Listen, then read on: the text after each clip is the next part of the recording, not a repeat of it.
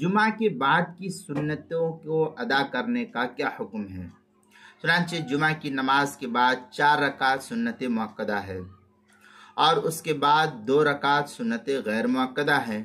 چنانچہ اس سلسلے میں مسلم شریف کی روایت اور فتویٰ شامی میں ہے وَأَرْبَعَ قَبْلَ الْجُمُعَةِ وَأَرْبَعَ بَعْدَهَا بِتَسْلِیمَةٍ، یہ در مختار کی عبارت ہے۔ آگے ہے وعن ابی ہریرہ رضی اللہ تعالی عنہ انہ صلی اللہ علیہ وسلم قال من کان منکم مصلیا بعد الجمعة فلیصلی 4۔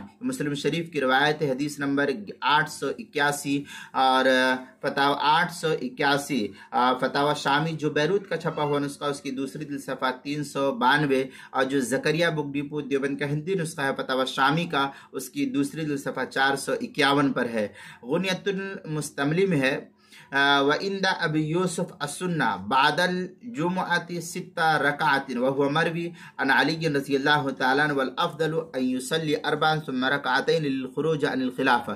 اس طریقے کی عبارت غنیۃ المستملی یا غنیۃ المتملی، غنیۃ المستملی اس کو کہتے ہیں اصل میں، اس کے صفحہ 373، مجمع الانہر پہلی جلد صفحہ 130، مکتبہ جو مکتبہ فقیہ الامت دیوبند سے چھپا ہوا نسخہ ہے۔